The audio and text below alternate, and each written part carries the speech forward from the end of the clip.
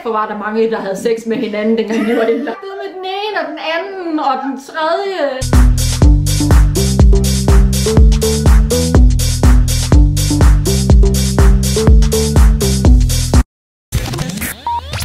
Hej alle sammen, og velkommen til min kanal. I dag har jeg min søde veninde Line med endnu en gang. Eller, det er jo så første gang.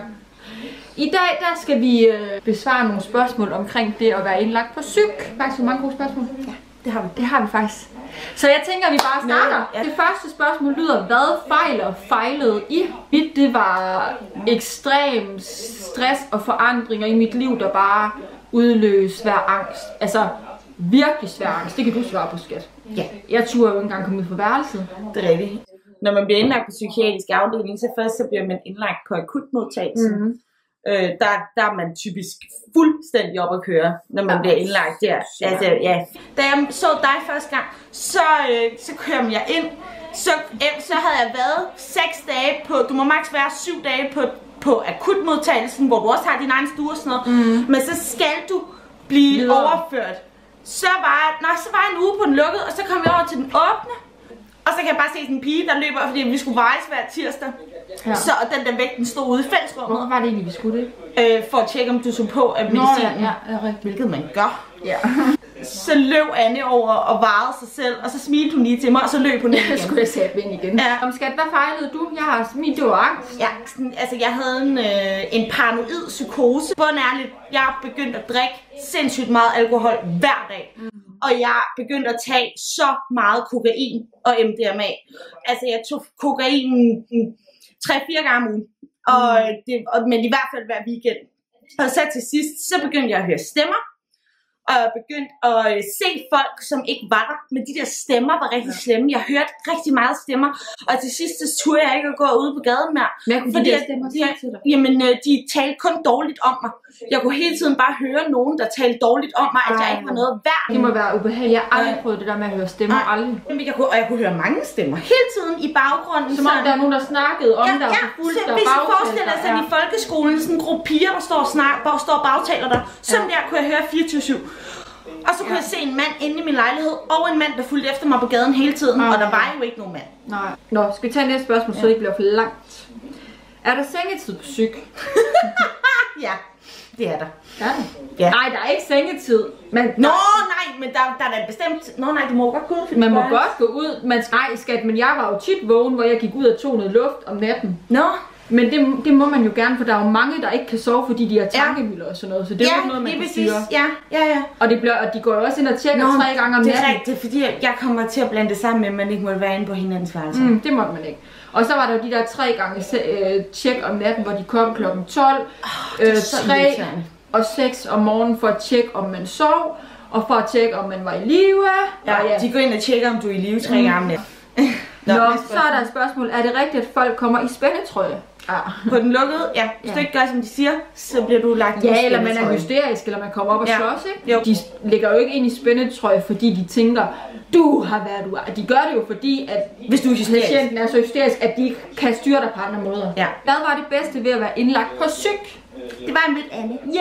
I lige måde, skat. Jeg synes, vi var indlagt på et godt tidspunkt. Altså, vi havde et godt fællesskab. Ja, alle de andre, der var indlagt, altså det blev helt efterskoleagtigt på den åbne afdeling. Flettet hår, farvet hår og dit og der. Det var fucking hyggeligt. Fuldstændig ligesom efterskole. Bortset fra, at lige pludselig kunne en bare få det fucking stramt. Ja, men så var der en, der kunne få et anfald. Så var der en, der kunne... der kunne sætte Der var det værste. Jeg synes det værste, det var noget af det der med, at man... Det var personalet. Jamen, personalet, man kunne virkelig mærke, at de bare ikke... De havde deres job. Ja. Og så synes jeg, det var det der med, at man hele tiden skulle tænke over... Også for Jorden elsker Jorden. Nej, Jonna. Men jeg synes det værste, at man skulle hele tiden tænke på, hvordan man var, fordi var du for glad, så var man bange for, at man blev udskrevet. Ja, det er rigtigt. Ja. Men var man for psykotisk, så... skal du på den lukkede? Ja, jeg tror, vi skal have dig på den. Altså, man skulle hele tiden tænke over, hvordan man var. Fordi de styrede lidt din skæbne derinde. Hvordan var personalet? Det har vi lidt svaret på. Det var lort. Ja, altså jeg vil sige, der var der var faktisk kun én. som var rigtig, rigtig god. Ja, resten af personalet, de magtede os bare ikke. Ja. De kunne slet, de havde deres arbejde, og det var sådan lidt...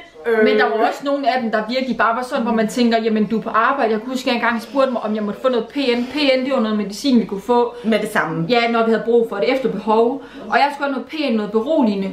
Og så siger jeg til mig, at få noget beroligende. Ej, jeg ser lige fodbold, fordi der var VM eller EM eller et eller andet fodbold i sommer. Så. Og jeg var bare sådan, er du på arbejde, eller sidder du fucking og ser fodboldkamp? Hent mit fucking beroligende nu. Ja. Nå, næste spørgsmål. Ja, vi tager ikke til. Havde I gratis psykolog tilknyttet? Du havde lov til at tale med en psykolog en gang om ugen, men det var jo ikke en psykologteam. Hun talte. Nej, hun troede, hun var læge. Ja, hun troede, hun var psykiater. Kunne I bede om mere med sige ja? Du kan få så meget, du ville. Må man have sex, når man er indlagt? Nej. Nej. Er der nogen, der gør det alligevel? Man må ikke være på hinandens værelse. Kæft, hvor var der mange, der havde sex med den ene og den anden og den tredje. Og der var nogen, der blev kærester også. Altså der må jeg sige,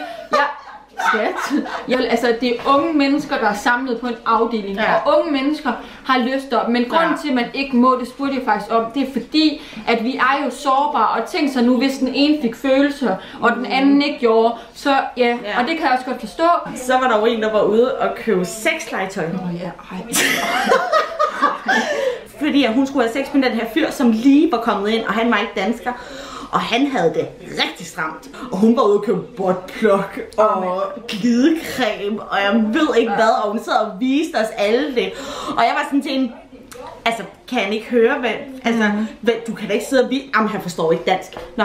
Altså jeg synes, det var mega rart. Altså jeg synes, det var så dejligt at have en og have sex. Ja. Skal vi tage et spørgsmål? Ja. Nu undrer jeg sikkert over, hvad lige nogen er blevet af, men da jeg sad og skulle klippe den her video sammen, så opdagede jeg så, at den selvfølgelig er stoppet med at filme. Så det er bare super, så vi klarer lige et par spørgsmål selv, tænker jeg. Der er et spørgsmål, der hedder, hvad er forskellen på den lukkede og den åbne afdeling? Der er meget stor forskel. Altså nu har jeg ikke selv været på den lukkede, men jeg havde vindue ud til den lukkede, dengang jeg var på akutmodtagelsen. Og det var altså ikke for sjov. På den åbne, der må du gå ud. Det må du ikke på den lukkede. Der har du en gård, hvor at den er lukket af. På den åbne må du også have alt det, du vil på dit værelse. Skraber, pincet, alt. Det må du ikke på den lukkede, der må du have din seng. Og det er det. Med hensyn til besøg.